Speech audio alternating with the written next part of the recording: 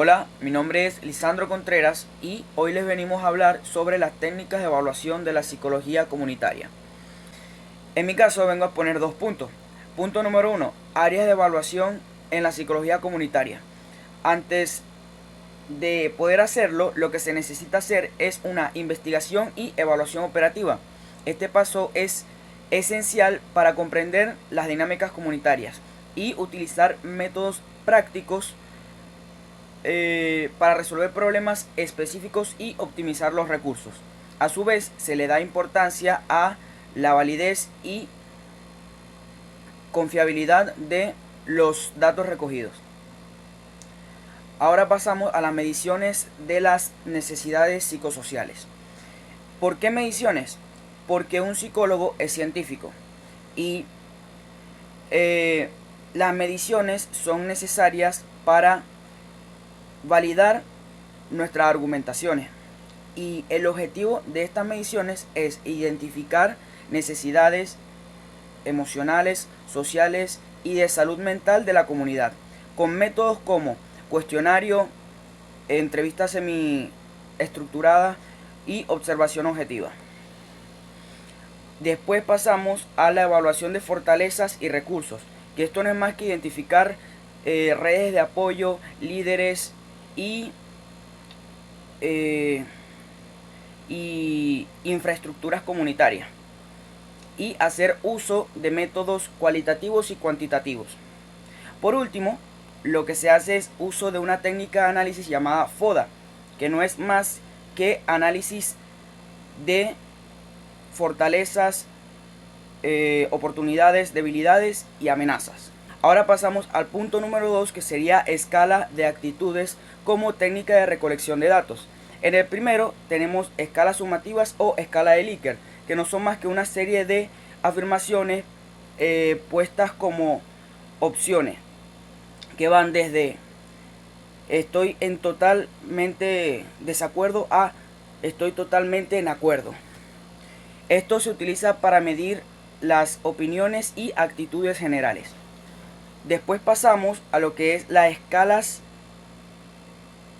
escalas diferenciales semántico, o semántico diferenciales. Esto no es más que muestra pares de adjetivos opuestos, como por ejemplo inútil o útil. Y esto no sirve más que para medir eh, las percepciones de la persona. Después pasamos al último, que es las escalas acumulativas o escala de Goodman, que esto no son más que afirmaciones que están ordenados de menor a mayor intensidad. Y si el participante elige una afirmación de mayor intensidad, es porque estará de acuerdo con todas las anteriores. Esto se utiliza para medir las actitudes de manera acumulativa. Sin más nada que decir, muchas gracias por su atención.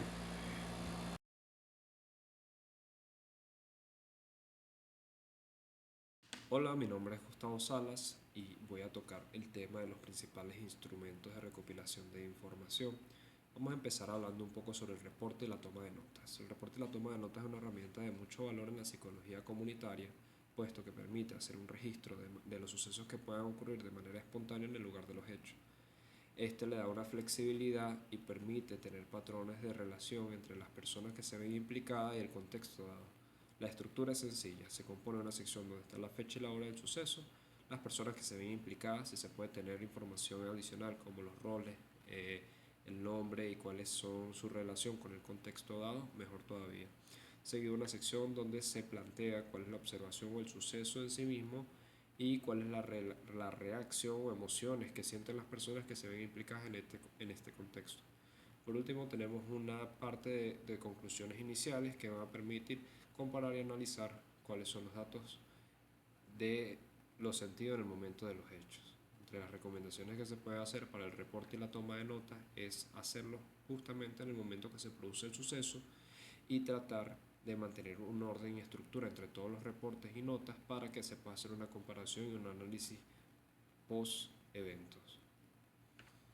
Bueno, continuamos hablando un poco sobre las encuestas y los cuestionarios. Las encuestas y los cuestionarios como herramientas nos sirven para tener una idea de la percepción de un grupo grande de personas, por eso es que es importante tenerla, ya que utilizándolas podemos, pues justamente una de las facilidades que tiene es que podemos abarcar un amplio público, pero a pesar de esto, uno de sus principales problemas es que las preguntas pueden ser muy superficiales y pueden ser poco espontáneas. Entonces, esto hay que tenerlo en cuenta al momento de analizar los datos de una encuesta. ¿Cómo se compone una encuesta o cuestionario? Bueno, principalmente una introducción, que es una breve explicación de cuál es el propósito del cuestionario en la encuesta, seguido de los datos demográficos, que pueden ser edad, sexo, rol, oficio. Seguido de la parte de las preguntas abiertas, se suele usar una escala de Likert entre el 1 y el 5 para determinar pues, eh, la, el nivel o la percepción de la persona con respecto a la pregunta específica, que tienen que ser preguntas cerradas, sumamente eh, objetivas. También pueden tener preguntas abiertas que permiten respuestas pues, más libres, más a la interpretación de cada quien, y por último tener las instrucciones claras. Esto es fundamental para que la encuesta o el cuestionario funcionen de manera apropiada. Ok, ahora seguimos con la entrevista estructurada y semiestructurada, que al final son un conjunto de preguntas que nos van a permitir extraer datos de las personas que pueden ser guiadas, como es el caso de las estructuradas, o un poquito más flexibles y abiertas, como el caso de las semiestructuradas. ¿En qué se compone? Lo principal es un conjunto de preguntas, sea estructurado o semiestructurada, siempre va a haber un conjunto de preguntas que van a guiar al usuario a dar una respuesta. Esto nos permite tener información detallada de los eventos que suceden o la percepción que tiene la persona, pero su principal desventaja es que pueden haber sesgos o que, a diferencia de la herramienta anterior, no tengamos un amplio público al que podamos extraer información con esta herramienta, puesto que lleva una cantidad de tiempo hacer entrevistas una por una. Vamos a hablar ahora sobre la estructura, principalmente una guía de preguntas abiertas. Hay que ser flexibles con las preguntas, a pesar de que pueda ser estructurada, que necesita una guía. Es importante que la persona entrevistada se pueda desarrollar al momento de responderla. Y esto es importante entonces explicarle al entrevistado que no hay preguntas incorrectas, solamente es una conversación de su percepción. Tener temas clave. Recordemos que a pesar de que pueda ser abierta, como el caso de las semiestructuradas, no estamos dejando de tener que hacer una herramienta de investigación y vamos a necesitar un conjunto de datos que conocer de esta persona. Si no hacemos unos temas clave que tocar, no vamos a recopilar la información que necesitamos.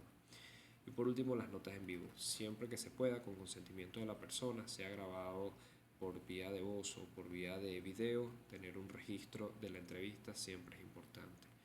Uno de los principales retos, pero que es una de las principales sugerencias que puede tener el desarrollo de esta herramienta, es el uso de una buena dicción, de estar preparado para entrevistar a una persona y hacer que el ambiente se sienta seguro para este. Pero esto puede ser un problema para algunos de los investigadores si no tienen las herramientas de comunicación desarrolladas.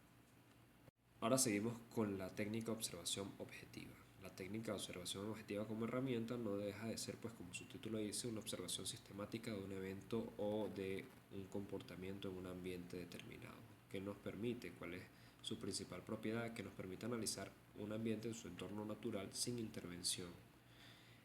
Su principal fortaleza es que, bueno, pues nos permite tener un diagnóstico de cuáles son los comportamientos, pero es importante saber qué es lo que vamos a observar. Y por eso es que la estructura de esta herramienta específica se compone de un objetivo principal especificado, que puede ser la frecuencia de saludo entre vecinos, o puede ser cuál es el tiempo de reacción ante un evento, cuáles son las reacciones ante eventos específicos. Para esto es importante utilizar distintos horarios al momento de realizar la observación, puesto que nos va a permitir recopilar información sobre cuáles son los comportamientos y actuar con discreción. Ojo, discreción no significa esconderse, porque esto es una técnica no invasiva, no debe caer en el acoso, porque aunque estemos observando un ambiente natural, aunque no debamos resaltar demasiado para que las personas no se vean influenciadas, el hecho de que nosotros estemos observando no significa esconderse en el entorno en el que vamos a estar observando.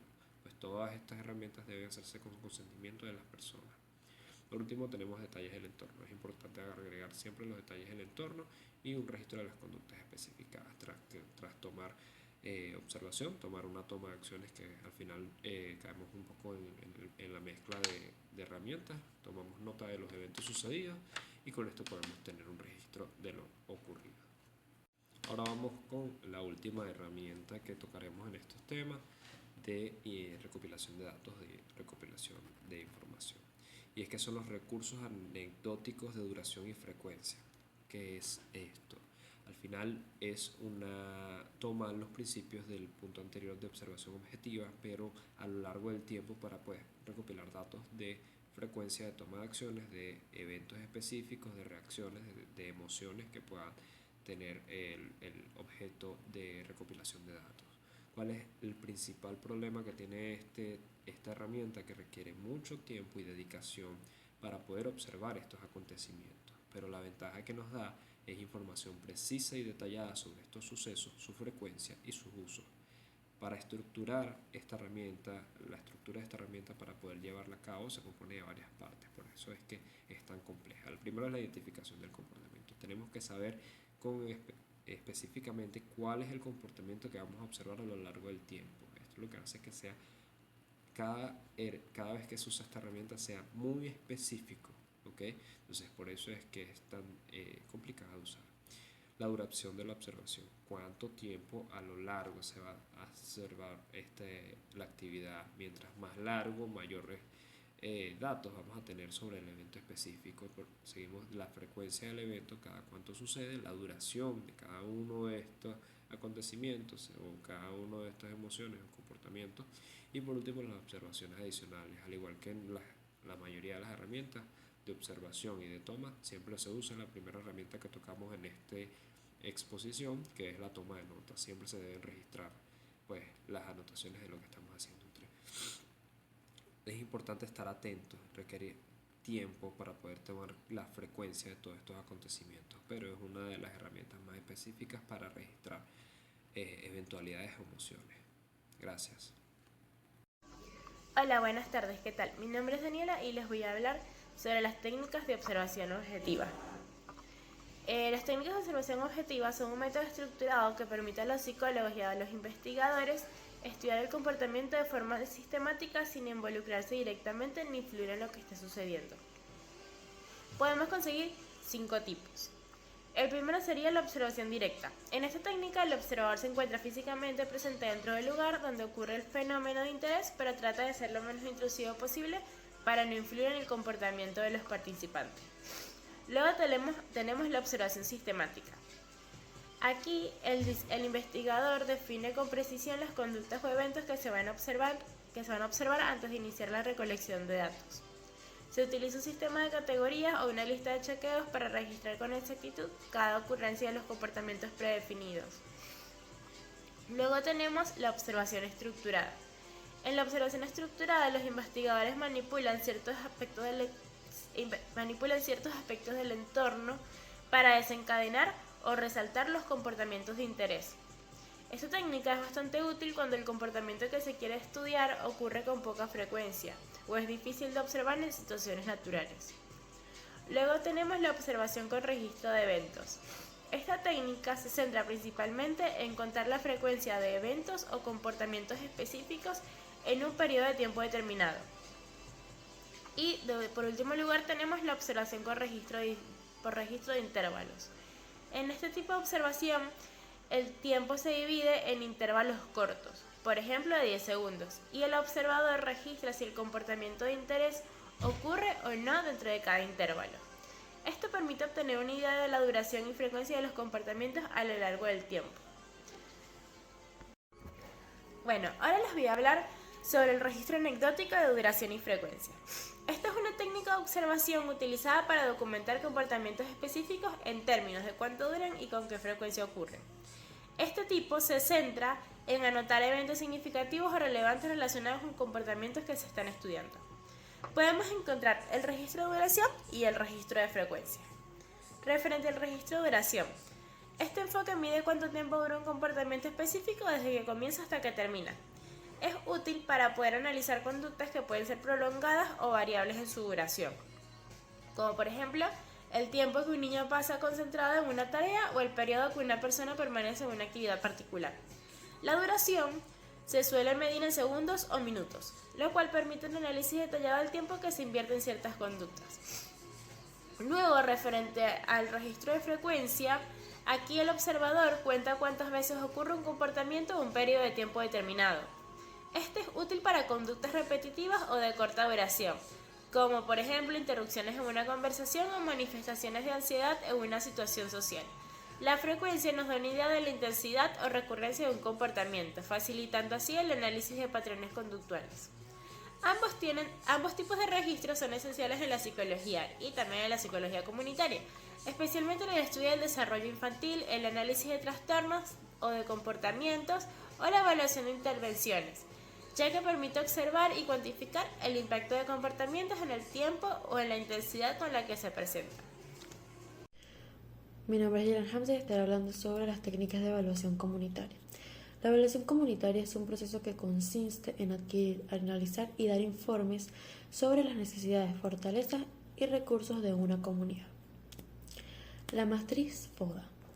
La matriz FODA o análisis FODA es una técnica que se usa para identificar las fortalezas, las oportunidades, las debilidades y las amenazas del negocio o incluso de algún proyecto específico.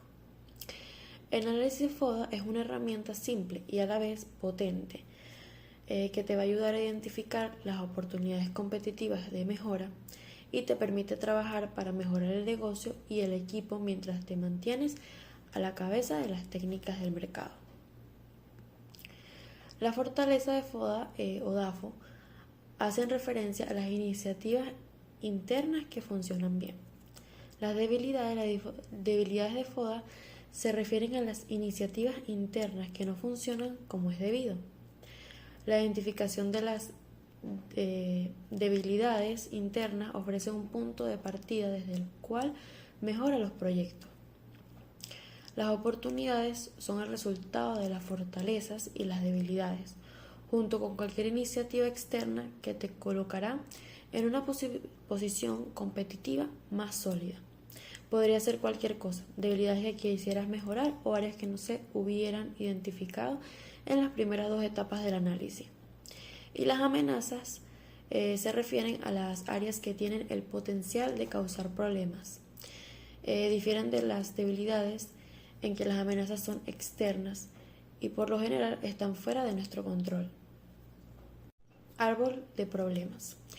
Un árbol de problemas es una herramienta utilizada en la planificación de proyectos y la gestión de problemas para visualizar y analizar de manera sistemática las causas y efectos de un problema central o situación no deseada.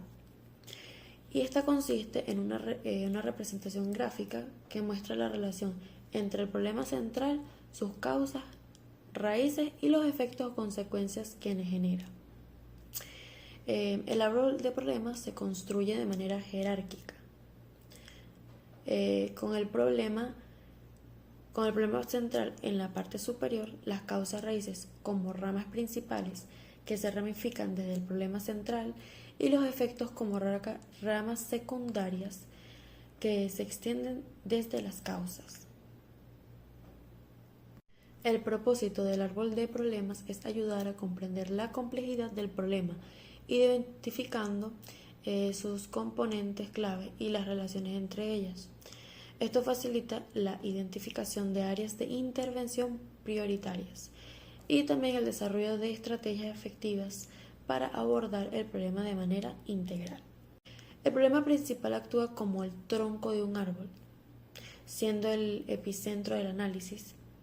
De él brotan las ramificaciones que representan las causas y los efectos relacionados. Las causas están ancladas en el nivel inferior del árbol, formando las raíces que alimentan la situación. Estas causas son el pilar de la cuestión problemática y revelan las raíces fundamentales detrás de la misma. Y los efectos ubicados en la cima del árbol ilustran las consecuencias y manifestaciones derivadas del problema principal y sus causas. Estos efectos evidencian cómo la cuestión impacta en diversos aspectos. El árbol de objetivos.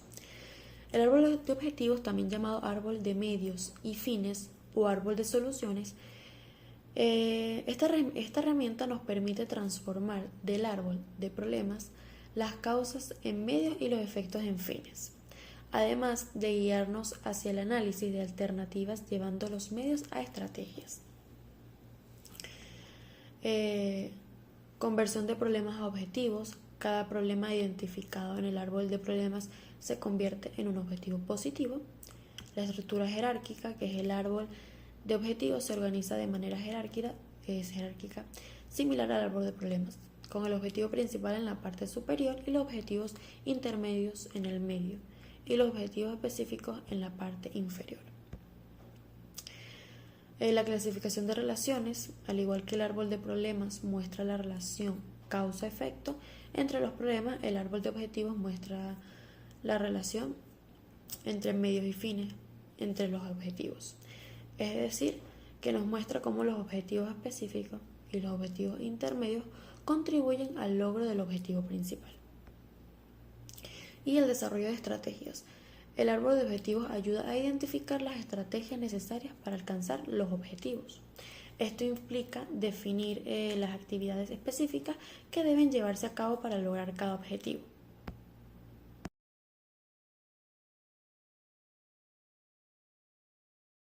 La técnica de brainstorming. El brainstorming es una técnica de pensamientos creativos para aportar nuevas ideas y resolver problemas. Los equipos utilizan este método de ideación para fomentar nuevas formas de pensar y generar soluciones colectivamente. El objetivo principal de una sesión de brainstorming es generar y documentar muchas ideas. A través de este proceso de pensamiento lateral se sugieren ideas inventivas, lo que desencadena soluciones creativas. Al animar a todos a pensar con más libertad y a no tener miedo de compartir sus ideas o opiniones, los equipos pueden basarse en los pensamientos de los demás para encontrar la mejor solución posible a un problema. Las sesiones están pensadas para que no se juzgue a nadie. Este tipo de entorno de pensamiento libre, junto con unas cuantas reglas esenciales para el brainstorming, fomenta la creatividad en el lugar de trabajo. Esta lluvia de ideas no solo sirve para resolver problemas, también permite a los empleados y a los miembros del equipo entender cómo piensan las personas que los rodean. Ayuda al equipo a conocer los puntos fuertes y débiles de los demás y contribuye a crear una plantilla más inclusiva y unida. Genera ideas innovadoras y revolucionarias entre la mezcla perfecta entre un entorno creativo y de pensamiento libre y otro regido por normas. Lo mejor del brainstorming es que anima a los equipos a aportar muchas ideas en un periodo relativamente corto.